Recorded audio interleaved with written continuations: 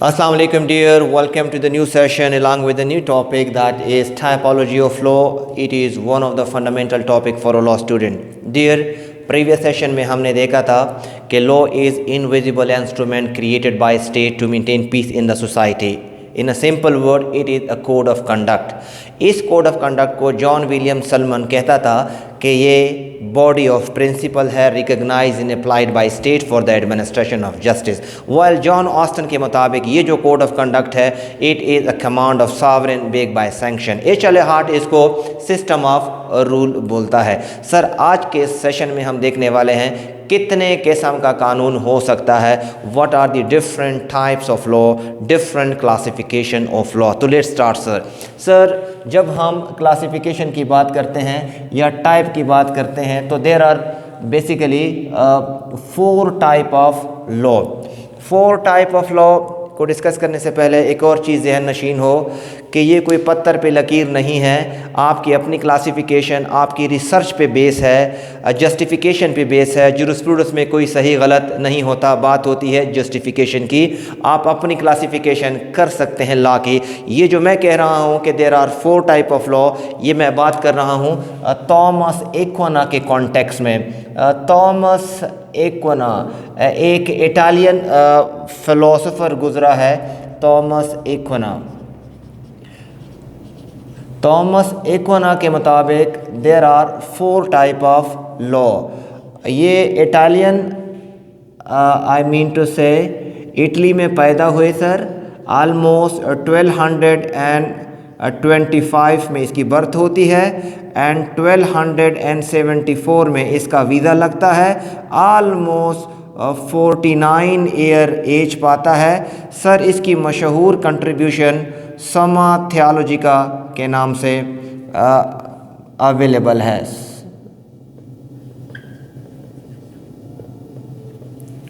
सो sir जो Thomas Aquinas है, Thomas Aquinas के मुताबिक there are 4 type of law.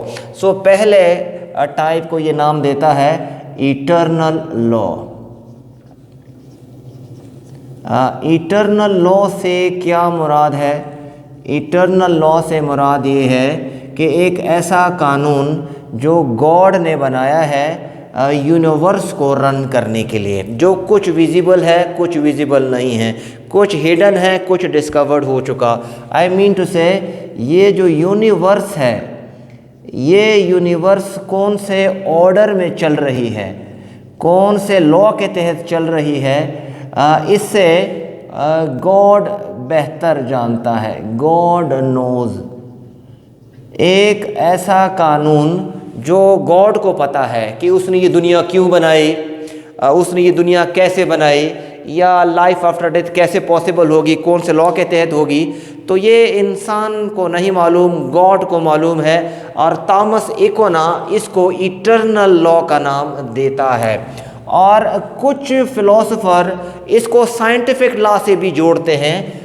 Scientific law से इसको क्यों जोड़ते हैं? क्योंकि बहुत सारे ऐसी उसूल हैं जैसे ग्रेविटी का है, बहुत सारे ऐसे लॉज हैं जैसे न्यूटन के जो डिस्कवर हो चुके हैं. तो लिहाजा साइंटिफिक लॉज भी कुछ फिलोसोफर इसके साथ रेफर करते हैं. साइंटिफिक लॉज यानी कि वो जो साइंटिफिक लॉज हैं जिसका मुशाहिदा पॉसिबल हो चुका. बहुत सारे ऐसे हैं जिसका मुशाहिदा, जिसका एक्सपेरिमेंट अभी तक पॉसिबल नहीं हुआ. थॉमस एक्विना के मुताबिक वो तमाम लॉज इटर्नल लॉ के ज़मरे में आएंगे. Sir being a student of law हमारा इसके साथ डायरेक्टली कोई कनेक्शन नहीं है. जो दूसरा लॉ है Thomas Aquinas call that divine law. अब ये जो डिवाइन लॉ है, what does it mean? Thomas Aquinas के मुताबिक डिवाइन लॉ से मुराद वो part of eternal law which is revealed to us. I mean to say जो हम पे अफशा हुई, वो जो हम पे आया किया गया, उस लॉ को जो कि गॉड ने बनाया हुआ है, इटर्नल इन नेचर है, लेकिन हम पे रिवील कर दिया गया. किस तरह रिवील कर दिया गया? किसी प्रॉफिट के ज़रिए, किसी बुक के ज़रिए हम पे आई मीन टू से अफशां कर दिया गया। और इसी को आई मीन टू से रिलीजियस लॉ भी बोलते हैं। रिलीजियस लॉ, रिलीजियस लॉ पैगंबर के थ्रू, किताब के थ्रू हम तक भिजवा दिया गया कि भाई गॉड ये चाहता है, इसीलिए इसको गॉड मेड लॉ भी बोलते हैं। इसका जो अल्टरनेटिव नेम है that is what, God made law. Divine law eternal law का एक पार्ट जो हम पे रिवील हुआ। जहन में रखिएगा, ये जो रिलीजियस स्कूल्स ऑफ थॉट हैं वहाँ पे डिवाइन लॉ का, रिलीजियस जुरिस्प्रूडेंस का बड़ा अमल दखल है। चाहे मुस्लिम कम्युनिटी हो इस्लामिक जुरिस्प्रूडेंस, चाहे क्रिश्चियन कम्युनिटी हो Christian jurisprudence, and then Hindu community के लिए Hindu jurisprudence. I mean to say wisdom of law नाम मुख्तलिफ हो सकता है, लेकिन बेसिक प्रिंसिपल्स मौजूद हैं जो डिवाइन लॉ को डिस्कस करते हैं। सर, जो थर्ड टाइप है that is man made law, यानी कि एक ऐसा कानून जो ह्यूमन ने ह्यूमन के लिए बनाया, और इसी को हम मॉडर्न टाइम में पॉजिटिव लॉ का नाम देते हैं। Positive law, the law made by man for man. इसका मतलब ये हुआ ये स्टेट ने बनाया, स्टेट मेड लॉ है। इन अदर वन ये मैन मेड लॉ है, और law made by man for man, law made by man for man. Modern law जो है that is basically what, man made law और positive law. Sir, आज का हमारा मुद्दा भी यही है, डिटेल में हम इसको देखेंगे कि ये मैन मेड लॉ की मज़ीद कितनी क्लासिफिकेशन हो सकती है। Sir, the lost law in accordance with Thomas Aquinas that is natural law. Natural law, sir ये जो नेचुरल लॉ है it is basically what, it is the dictates of reason. ये रीज़न पे बेस है। Dictates of what, dictates of reason. एक ऐसा कानून जो रीज़न पे बेस हो। ज़हन में रखिएगा, there is difference between divine law in natural law, लेकिन थॉमस एक्विना ने आलमोस्ट ये 1220 के लगभग डिवाइन लॉ और नेचुरल लॉ का कॉकटेल कर दिया। ऐसा क्यों बनाया इसने, ये एक अलग डिबेट है, बट एक चीज़ ज़हन में हो, natural law and divine law और इन religious law are two different things. In accordance with Thomas Aquinas, इसने डिवाइन लॉ को नेचुरल लॉ में क्या कर दिया, नेचुरल लॉ में इसको मिक्स कर दिया, जो कि सही बात नहीं है। So natural law is, you know that it is dictates of a reason. I mean to say एक ऐसा कानून जो बनाया ना जा सके बल्कि डिस्कवर किया जा सके, डिस्कवरेबल है। ये नेचर ने ऑलरेडी बनाया हुआ है, ह्यूमन सिर्फ इसको डिस्कवर कर सकता है, जो पूरी यूनिवर्स में सेम है, जो इम्यूटेबल है, अनचेंजेबल है। नेचुरल लॉ के ऊपर सेपरेट सेशन मौजूद, हम इसको देख सकते हैं। तो थॉमस एक्विना के मुताबिक कानून बेसिकली 4 किस्म का, eternal law, divine law, man made law and natural law. Dear law में ये जो मैन मेड लॉ है, इन अदर वन ये जो पॉजिटिव स्कूल ऑफ थॉट है, या जो नेचुरलिस्ट है या जो पॉजिटिविस्ट है, ये दो बड़े स्कूल ऑफ थॉट्स हैं, इसके ऊपर सेपरेट डिस्कशन मौजूद है। सर, एक्विना के मुताबिक 4 किस्म की क्लासिफिकेशन। अब मज़ीद जनरल क्लासिफिकेशन देखते हैं कि मैन मेड लॉ को कितने हिस्सों में तकसीम किया जा सकता है, मज़ीद इसकी कितनी क्लासिफिकेशन हो सकती है। सर, यहाँ तक जो क्लासिफिकेशन थी that is according to Thomas Aquinas. अब ये जो मज़ीद जनरल क्लासिफिकेशन हम कर रहे हैं ये जनरल इन नेचर है, आपका इसके साथ इत्तेफाक होना ज़रूरी नहीं है, बिकॉज़ आप अपनी रिसर्च करके अपनी क्लासिफिकेशन कर सकते हैं। Sir, main made law, positive law can be divided into two group, namely international law and municipal law. International law and municipal law से क्या मुराद है?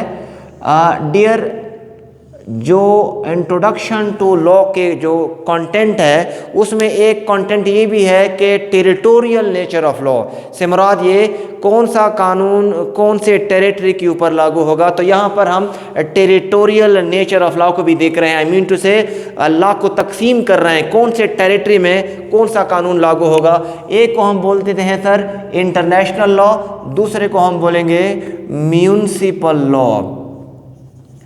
अब पहले देख लेते हैं म्यूनिसिपल लॉ को कि म्यूनिसिपल लॉ से क्या मुराद है। म्यूनिसिपल लॉ को सर बाज़ औक़ात हम स्टेट लॉ भी बोलते हैं। स्टेट लॉ जनरली देखा जाए तो वो कानून जो एक ख़ास टेरिटरी में इन्फोर्स हो, लागू हो, उसको हम म्यूनिसिपल लॉ बोलते हैं या स्टेट लॉ बोलते हैं। I mean to say the law which regulate the conduct of citizen within state territory। किसी भी मुल्क के अहाते में, टेरिटरी में जो कानून नाफिज होगा, जिस पे अमल दरामद होगा, उस कानून को जनरली क्या बोला जाता है? म्यूनिसिपल लॉ बोला जाता है। सर, जब तक हम बात करते हैं स्टेट की तो यू नो बेटर कि स्टेट किसको कहते हैं? एक ऐसी टेरिटरी जिसकी ख़ास पॉपुलेशन हो और जिसकी अपनी हुकूमत हो और वो ख़ुद मुख्तार हो। तो ऐसे टेरिटरी को पॉलिटिकल साइंस की ज़बान में बोला जाता है स्टेट। तो उस टेरिटरी के अंदर लोगों के ऊपर, पॉपुलेशन के ऊपर जो कानून इन्फोर्स होगा, उस कानून को क्या बोला जाएगा? Municipal law. और जो बैनुल अक़वामी कानून, आई मीन टू से जो स्टेट और स्टेट के दरमियान रिलेशन को रेगुलेट करेगा, that is known as international law. तो पहले देखते हैं सर म्यूनिसिपल लॉ को कि ये जो म्यूनिसिपल लॉ है ये कितने किस्म का हो सकता है। Sir, municipal law can be divided into two categories. एक को हम बोलेंगे sir private law. Private law को बाज़ औक़ात सिविल लॉ भी बोलते हैं, प्राइवेट लॉ। और दूसरा को हम बोलते हैं public law.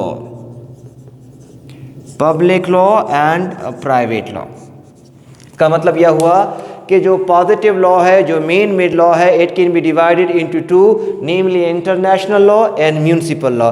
Municipal law can be further divided into private law and public law. What does mean by private law? एक ऐसा कानून जो एक इंडिविजुअल का दूसरी इंडिविजुअल के साथ रिलेशन इस्टेब्लिश करे या रेगुलेट करे। इंडिविजुअल का, इंडिविजुअल वर्सेस इंडिविजुअल, यानी कि एक पर्सन का दूसरे पर्सन के साथ जो रिश्ता एस्टेब्लिश करे या रेगुलेट करे, ऐसे कानून को बोला जाता है प्राइवेट लॉ। फॉर एग्जांपल, कौन सा प्राइवेट लॉ? ये एक, आई मीन टू से एग्जांपल हम कौन सी ले सकते हैं? जनरली हम कॉन्ट्रैक्ट लॉ की एग्जांपल ले लेते हैं कि कॉन्ट्रैक्ट जो लॉ है वो प्राइवेट इन नेचर है, क्योंकि मैं कोई पाबंद नहीं हूँ कि मैं खामखा कोई मुआहदा करूँ। मैं अपने कॉन्सेंसस के ज़रिए, अपनी मर्ज़ी के ज़रिए, अपने फ्री कॉन्सेंट के ज़रिए एग्रीमेंट करता हूँ, कॉन्ट्रैक्ट करता हूँ। मेरा किसी के साथ किस तरह का रिश्ता होगा, कौन मेरा लाइफ पार्टनर होगा, कौन मेरा बिजनेस पार्टनर होगा, तो हम मिल के टर्म एंड कंडीशन डिसाइड करते हैं। सो उस कानून को बोलते हैं प्राइवेट लॉ है। Individual versus individual, contract act, marriage जो मेंटेनेंस है जिसको पर्सनल लॉ बोलते हैं, वो भी बेसिकली क्या है? प्राइवेट लॉ है। पर्सनल लॉ, जितने भी पर्सनल लॉ हैं that is basically what? Private in nature. अब मैंने किस पे प्रॉपर्टी बेचनी है, किस से ख़रीदनी है, ट्रांसफ़र ऑफ प्रॉपर्टी एसेट्रा, ये सारे के सारे कौन से कानून हो गए? ये हो गए माय डियर प्राइवेट लॉ। ज़हन में रखिएगा, जितनी भी प्राइवेट लॉ हैं, अगर इसकी वायलेशन होती है तो इसमें कोई एफआईआर दर्ज नहीं होता। जब एफआईआर दर्ज नहीं होता तो फिर इन्फोर्समेंट के लिए मुझे क्या करना होता है? सर, मुझे सिविल केस लगाना पड़ता है, सिविल सूट लगाना पड़ता है। कहाँ पे लगाना पड़ता है? सिविल कोर्ट में। प्राइवेट लॉ से मुराद एक ऐसा कानून जो इंडिविजुअल के साथ रिलेशन इस्टेब्लिश करे। वो रिलेशन कैसे इस्टेब्लिश किया जाएगा, उसके लिए स्टेट जो है जनरल प्रिंसिपल इस्टेब्लिश करती है, कानून बनाती है कि इन उसूलों को मद्देनज़र रखते हुए, इन लॉज को मद्देनज़र रखते हुए आप कोई कॉन्ट्रैक्ट कर सकते हैं, कोई प्राइवेट रिलेशन इस्टेब्लिश कर सकते हैं। उन लॉज को बोला जाता है प्राइवेट लॉ। एग्जाम्पल के तौर पर हमारे सामने contract act, personal law etcetera.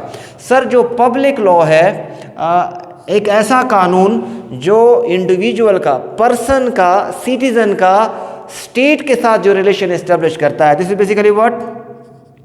Citizen versus state.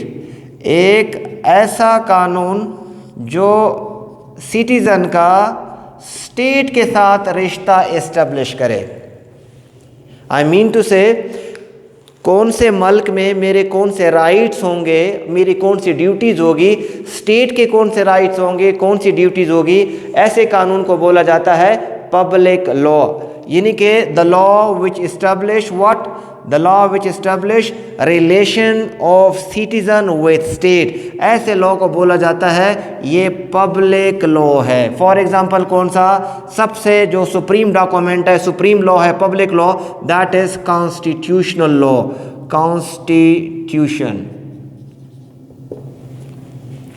जो कॉन्स्टिट्यूशन है sir, that is supreme law of a state. इसको हम क्यों पब्लिक लॉ बोलते हैं? Because it is the constitution which is a social contract in nature, जो मेरा किसी रियासत के साथ रिश्ता इस्टेब्लिश करता है, मेरी नेशनलिटी इस्टेब्लिश करता है, मेरे राइट्स बताता है और मेरे ड्यूटीज़ बताता है, और स्टेट के राइट्स एंड ड्यूटीज बताता है। So in that context it is what? It is a public law, a public document, constitutional law. Constitutional law यानी कि जो कॉन्स्टिट्यूशन है ये आईन ही तो है, ये दस्तूर ही तो है जो मेरा रिश्ता स्टेट के साथ इस्टेब्लिश करता है और रेगुलेट करता है। Second one is criminal law.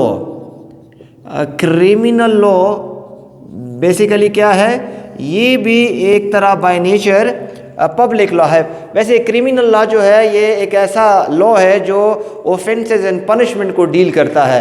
अब इसको पब्लिक लॉ क्यों बोलते हैं? क्योंकि रियासत ने मेरी जान, माल और प्रॉपर्टी की प्रोटेक्शन की जिम्मेदारी ली हुई है, तो लिहाजा अगर कोई मेरी प्रॉपर्टी चोरी करता है या कोई मुझे हार्म करता है या कोई डैमेजेस पहुंचाता है, तो फिर मैं सरकार को बताता हूँ क्योंकि मेरा रिश्ता सरकार के साथ जुड़ा हुआ है। So in that context it is what?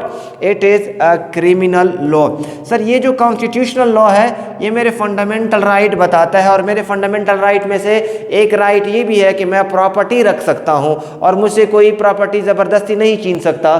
तो अगर कोई मुझसे प्रॉपर्टी ज़बरदस्ती छीनता है या कोई चोरी छुपे लेके जाता है तो फिर भी मैं सरकार को बताऊँगा, क्योंकि ये पब्लिक लॉ है, सबके लिए बराबर है। कॉन्स्टिट्यूशन सबके लिए इक्वल, क्रिमिनल लॉ सबके लिए इक्वल। लेकिन जो प्राइवेट लॉ होते हैं टर्म एंड कंडीशन लोगों के साथ मुख्तलिफ हो सकते हैं।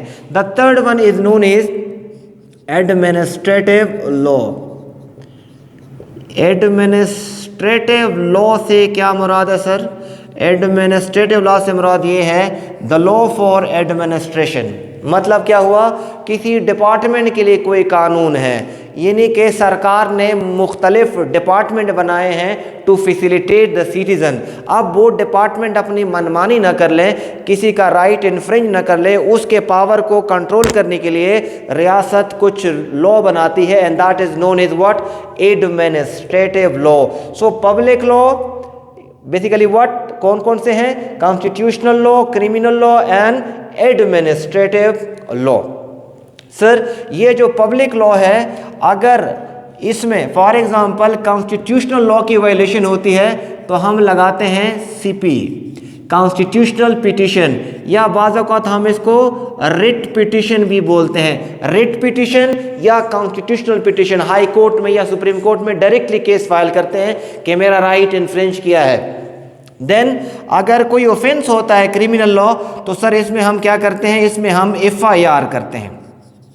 सर यहाँ पर देखो, प्राइवेट लॉ में FIR का मामला नहीं था, वहाँ पे सिविल सूट लगता था, यहाँ पर FIR का मामला होगा। इसका मतलब ये हुआ क्रिमिनल कोर्ट जुडिशियल मैजिस्ट्रेट के पास जाना पड़ेगा, FIR पुलिस स्टेशन दर्ज करेगी और बाकायदा क्रिमिनल लॉ के तहत प्रोसीडिंग स्टार्ट होगी और बंदे के ऊपर सज़ा या जज़ा का मामला होगा। एडमिनिस्ट्रेटिव लॉ में भी हम सर CP लगा सकते हैं जनरली कि फ़लाँ इदारे ने ये काम सही नहीं किया।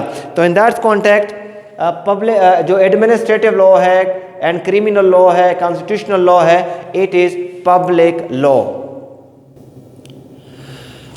सर ये जो म्यूनिसिपल लॉ है, आई मीन टू से चाहे प्राइवेट लॉ हो चाहे पब्लिक लॉ हो, I mean to say that municipal law it can be further divided into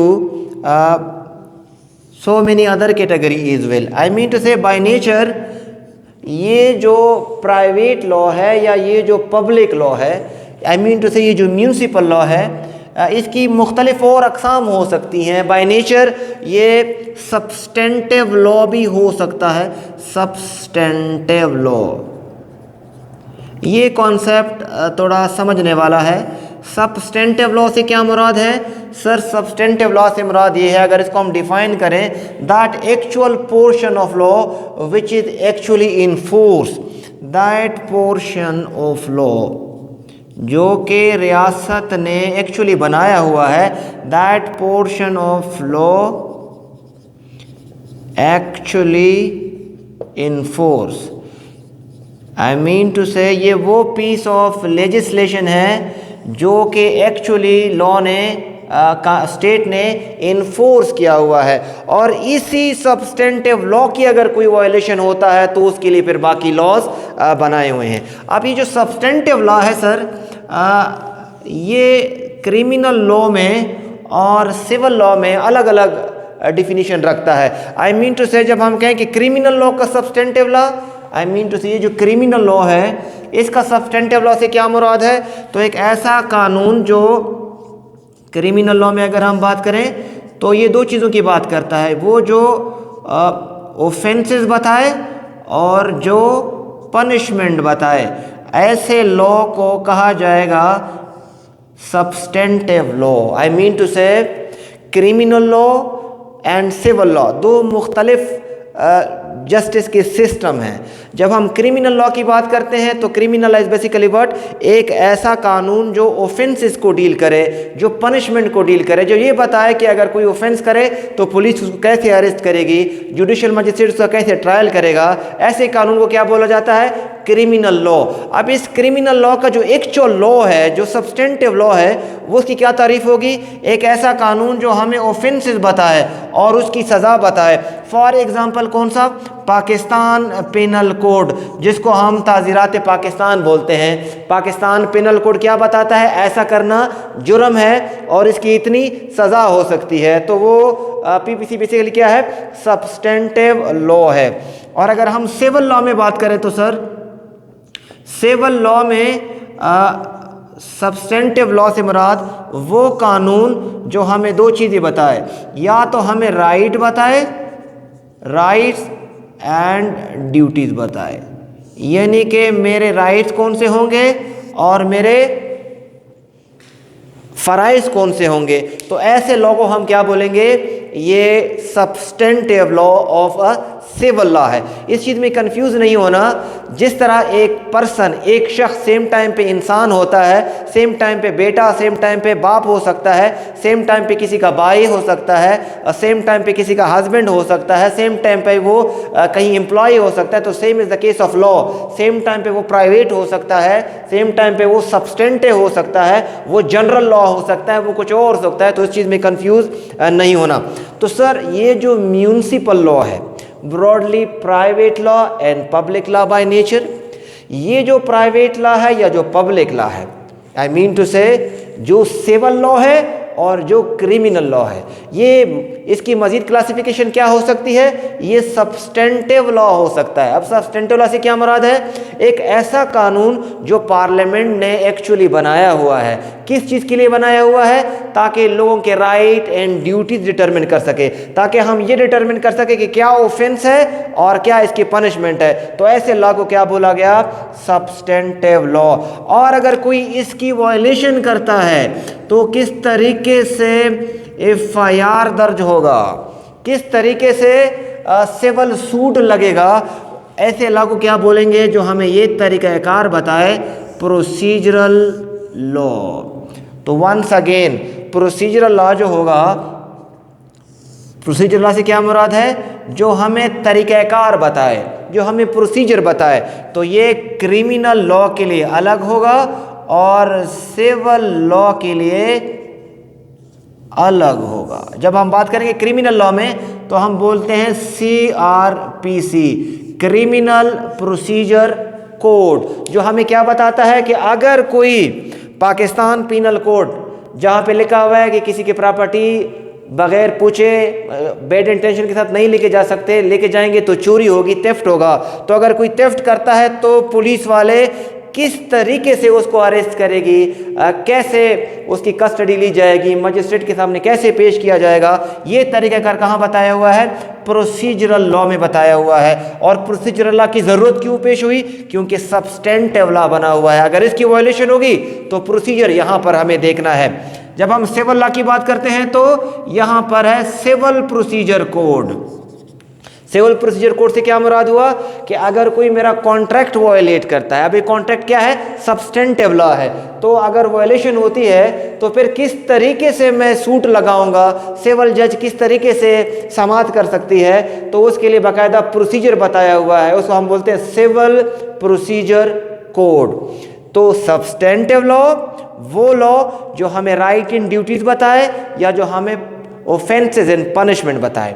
अगर हम मज़ीद बारीक बिनी में जाएं तो सब्सटेंटिव लॉ वो लॉ जो एक्चुअली इन्फोर्स है, और सिविल का सब्सटेंटिव लॉ राइट इन ड्यूटीज़ बताए, क्रिमिनल लॉ का substantive law punishment and offences बताए। प्रोसीजरल लॉ से क्या मुराद? जो तरीक़ाकार बताए। क्रिमिनल लॉ में CRPC, सिविल लॉ में CPC एग्जाम्पल के तौर पर हम लेते हैं। Sir apart from it will be either general law. अब ये जनरल लॉ से क्या मुराद है? सर जनरल लॉ से मुराद एक ऐसा कानून जिसकी एप्लीकेशन जनरल हो। Keep one thing in your mind, जो टेरिटोरियल नेचर ऑफ लॉ है उसमें हमने डिस्कस किया कि एक तो इंटरनेशनल लॉ और एक म्यूनिसिपल लॉ। फिर ये जो जनरल लॉ है ये भी बात करता है कि कौन सा कानून कहाँ पर लागू होगा। जनरल लॉ से मुराद ये है कि अगर कोई कानून है और उसकी एप्लीकेशन पूरे मुल्क में है या पूरे सूबे में है तो उसको हम क्या बोलेंगे? General law. जनरली रियासत के तमाम कानून जो होते हैं वो जनरल इन नेचर होते हैं, वो तमाम लोगों के ऊपर लागू होते हैं, पूरे मुल्क में लागू होते हैं, पूरे सूबे में लागू होते हैं। तो ये जो सब्सटेंटिव लॉ है पाकिस्तान पीनल कोड, ये एक तरह से सब्सटेंटिव लॉ भी है, ये क्रिमिनल लॉ भी है और ये जनरल इन नेचर भी है। अगर मैं क्वेटा में कोई ऑफेंस करूँगा तो भी वही ऑफेंस होगा, अगर मैं कराची में किसी को हर्ट करूँगा या किसी को शूट करूँगा तो ये जुर्म होगा, पेशावर में भी, लाहौर में भी, इस्लामाबाद में भी, हर जगह पे ये ऑफेंस से काउंट होगा। तो लिहाजा जनरल लॉ ऐसे कानून को बोलते हैं जिसकी एप्लीकेशन जनरल हो। पूरे मुल्क में मैंने कॉन्ट्रैक्ट करना है तो कॉन्ट्रैक्ट लॉ के मुताबिक करना है। तो कॉन्ट्रैक्ट लॉ भी, कॉन्ट्रैक्ट एक्ट क्या है basically? Contract act is general in nature. And the last one is a special law. Special law से क्या मुराद है? स्पेशल लॉ से मुराद ये है एक ऐसा कानून जो जनरल नहीं है। आई मीन टू से ये दोनों क्या हैं? ये दोनों अपोजिट इन नेचर है। जनरल लॉ पूरे मुल्क में सबके लिए बराबर, और स्पेशल लॉ जो है ये किसी ख़ास सब्जेक्ट के ऊपर इसकी एप्लीकेशन होती है, तमाम लोगों के ऊपर इसका इतलाक नहीं होता। तो स्पेशल लॉ की मज़ीद क्लासिफिकेशन में चले जाएं तो लोकल लॉ। अब लोकल लॉ से क्या मुराद है? लोकल लॉ से मुराद ये है एक ऐसा कानून जो एक ख़ास टेरिटरी में लागू होता है। जैसे दस्तूरुल अमल दीवान कलात हमारे बलूचिस्तान में एक जो आई मीन टू से एक डिस्ट्रिक्ट है कलात या डिवीज़न है, जहाँ पर दस्तूरुल अमल दीवान कलात CPC की रिप्लेसमेंट काउंट होती है, जो कि आलमोस्ट CPC ने उसको अनफंक्शनल भी किया हुआ है, एक्सेप्ट जो उसका सेक्शन 22 है, बाकी उसका इतलाक़ नहीं होता। लेकिन उसकी एग्ज़ाम्पल लोकल लॉ से मुराद एक ऐसा कानून जो एक लोकेलिटी में इन्फोर्स होता हो, पूरे मुल्क के ऊपर इसका इतलाक़ नहीं होता हो। जैसे कि जो चित्राल है, पर्टिकुलरली द किलाश वैली, वहाँ पे किलाश के जो गर्ल्स हैं उसके मैरिज के लिए एक सेपरेट लॉ बनाया गया है, just to provide them protection. तो उस लॉ को हम क्या बोलेंगे? ये लोकल लॉज है। यानी कि किसी ज़माने में जब फाटा हुआ करता था तो FCR के नाम से एक लोकल लॉ जो कि सिर्फ़ और सिर्फ फाटा की हद तक ही महदूद था, तो ऐसे लॉ को हम क्या बोलेंगे? Local law. ज़हन में रखिएगा, this is also territorial nature of law. Territorial nature of law मैं बार बार इसलिए कह रहा हूँ कि कंटेंट में बाकायदा लिखा हुआ है territorial of nature. International law, बैनुल अक़वामी, म्यूनसिपल लॉ एक स्टेट के टेरिटरी के अंदर, फिर स्टेट टेरिटरी के अंदर जनरल लॉ सब के ऊपर, फिर एक ख़ास टेरिटरी में लोकल लॉ का भी कॉन्सेप्ट मौजूद है कि ऐसा कानून जो पूरे टेरिटरी के ऊपर नहीं होगा, एक ख़ास लोकेलिटी में इन्फोर्स होगा। और local law is basically what? The part of और the type of special law. Sir ये जो मार्शल लॉ है, martial law, it is also special law, क्योंकि सबके ऊपर लागू नहीं है, सिर्फ फौजियों के ऊपर इसका इतलाक़ होता है। सम टाइम ये एक्सटेंड होता है, लेकिन इस वक्त ये हमारा टॉपिक नहीं है। तो सर ये जो म्यूनसिपल लॉ है, it will be either substantive law, procedural law, general law और स्पेशल लॉ। और आखिरी कैटेगरी अगर हम इसके देखें, रिमीडियल लॉ भी होता है। रिमीडियल लॉ से मुराद ये एक ऐसा कानून जो हमें रिलीफ दे, जो रेमेडी बताए। For example specific relief act. अगर हमारा कोई कॉन्ट्रैक्ट वायलेट करता है तो कौन से रेमेडीज़ मैं मांग सकता हूँ? डैमेजेस मांग सकता हूँ, specific performance, stay order, I mean to say injunction या अपॉइंटमेंट ऑफ रिसीवर एक्सेट्रा। तो रिमीडियल लॉ भी वो law which provide what? Remedies to the aggrieved person. So it is all about what? Municipal law. Sir municipal law within state होता है, within state, I mean within territorial jurisdiction of a state. बात करते हैं sir international law की। Sir international law को हम कैसे तारीफ करेंगे? एक ऐसा कानून जो स्टेट के साथ रिलेशन एस्टेब्लिश करता है। सी सर ये जो इंडिविजुअल है एक स्टेट में रह रहे हैं, इसके लिए तो स्टेट कानून बनाता है, उसको हम क्या बोलते हैं? Municipal law.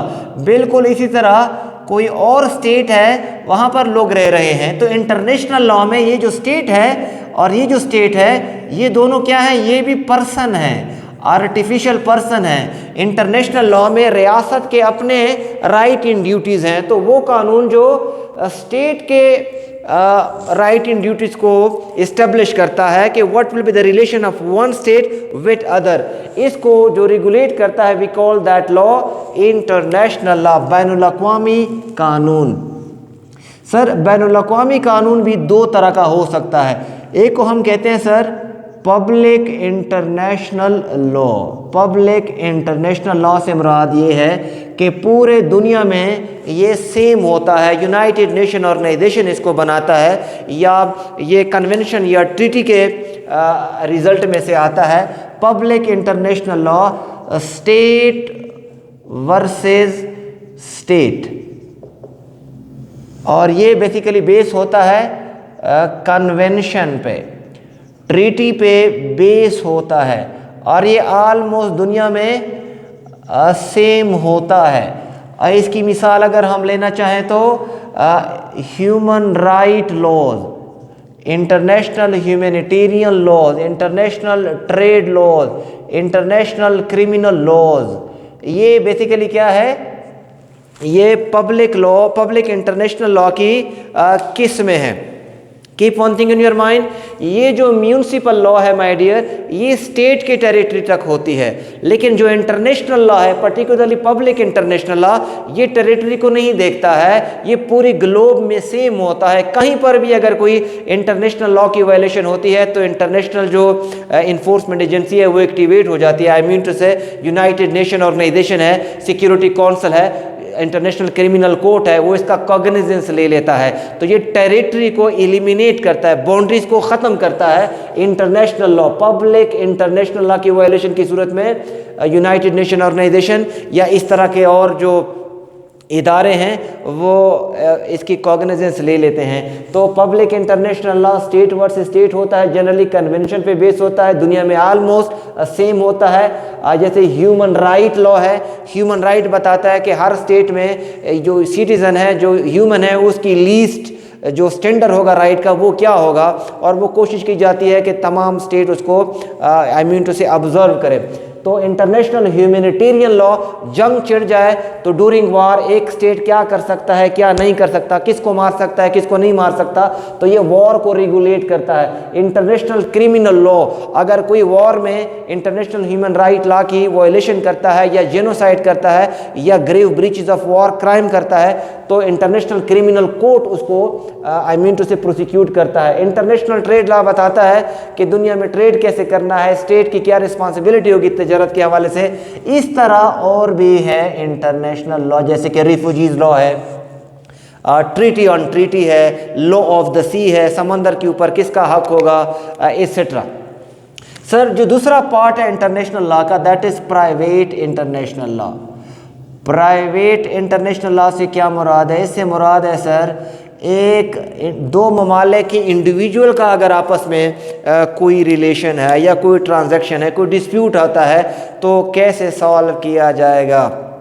For example Pakistan में अगर कोई फॉरेनर इन्वेस्टमेंट करना चाहता है, पाकिस्तानी लॉ तो जनरली पाकिस्तान का जो सिविल लॉ है वो जनरली सिटीज़न जो है उसके ऊपर, जो नेशनल है उसके ऊपर लागू होता है, जो डोमिसाइल है उसके ऊपर लागू होता है। फॉरेनर के ऊपर पाकिस्तान का सिविल लॉ जनरली लागू नहीं होता, उसके लिए अलग सा लॉ बनाया जाता है जिसको बोलते हैं private international law.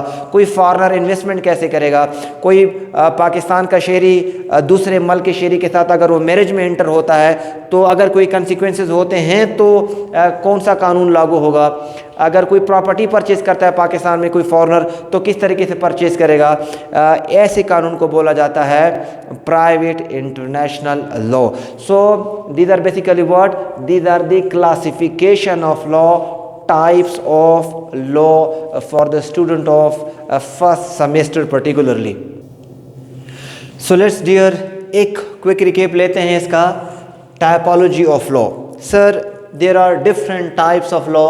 Thomas Aquinas ने जनरली 4 क्लासिफिकेशन की है। एक को बोलता है इटर्नल लॉ, वो जो यूनिवर्स के लिए है, जो साइंटिफिक है, जो गॉड नोज बेटर है। डिवाइन लॉ जो रिवील्ड है, रिलीजियस है। और मेन मेड लॉ है। मेन मेड लॉ से मुराद क्या है? मेन मेड लॉ से मुराद पॉजिटिव लॉ है। स्टेट ने बनाया है, इंसान ने बनाया है, बंदे ने बनाया है, ज़्यादा लोगों ने बनाया है, मेन मेड लॉ है। नेचुरल लॉ जो डिक्टेट्स ऑफ रीजन है। सर ये जो पॉजिटिव लॉ है it can B categorised into 2, international law and municipal law. International law से मुराद ये है बैनुल अक़वामी कानून, यानी कि एक कानून जो ममालिक के कंडक्ट को रेगुलेट करता है। एक कानून जो एक रियासत के लोगों के ऊपर लागू होता है उसको हम म्यूनिसिपल लॉ बोलते हैं। म्यूनिसिपल लॉ या तो प्राइवेट लॉ होता है या पब्लिक लॉ होता है। पब्लिक लॉ से मुराद एक ऐसा लॉ जो मेरा सिटीजन का स्टेट के साथ रिलेशन एस्टेब्लिश करता है। Constitutional law, criminal law, administrative law. Private law ज़ाती नोयत का है, इंडिविजुअल अपने मनपसंद शख्स के साथ रिलेशन एस्टेब्लिश कर सकता है, शादी कर सकता है, बिजनेस कर सकता है, एक्सेट्रा थ्रू कॉन्ट्रैक्ट। तो ऐसे को बोला जाता है private law. Personal law, transfer of property. ये जो प्राइवेट है, ये जो पब्लिक है, ये बाय नेचर सब्सटेंटिव भी हो सकता है, प्रोसीजरल भी हो सकता है, जनरल भी हो सकता है, स्पेशल भी हो सकता है, रिमीडियल भी हो सकता है। ध्यान में रखिएगा, या तो कानून जनरल होगा या स्पेशल होगा, या तो जनरल होगा या स्पेशल होगा। या तो सब्सटेंटिव होगा या प्रोसीजरल होगा, राइट। तो ये जो इंटरनेशनल लॉ है ये ममालिक के दरमियान रिलेशन को इस्टेब्लिश करता है। ये पब्लिक इंटरनेशनल लॉ भी हो सकता है, प्राइवेट इंटरनेशनल लॉ भी हो सकता है। अगर हम जो सिलेबस है हमारा इंट्रोडक्शन टू लॉ में, वहाँ पर लॉ की टाइपोलॉजी में एक जगह लिखा भी है कि टेरिटोरियल नेचर ऑफ लॉ। तो टेरिटोरियल नेचर ऑफ लॉ में स्टूडेंट कंफ्यूज होते हैं कि इससे क्या मुराद है। सर इससे मुराद ये है कि कौन से टेरिटरी के ऊपर कौन सा लॉ लागू होगा। इंटरनेशनल लॉ की कोई बाउंड्रीज नहीं है, कहीं पर भी वायलेशन हो तो इंटरनेशनल कॉग्निजेंस ली जा सकती है। म्यूनिसिपल लॉ की टेरिटोरियल जुरिसडिक्शन है। फिर वहाँ पर दो बातें, जनरल लॉ और स्पेशल लॉ। अगर कोई कानून जनरल है तो पूरे टेरिटरी के ऊपर लागू होगा, अगर कोई स्पेशल लॉ है तो ख़ास लोगों के ऊपर, ख़ास सब्जेक्ट के ऊपर होगा।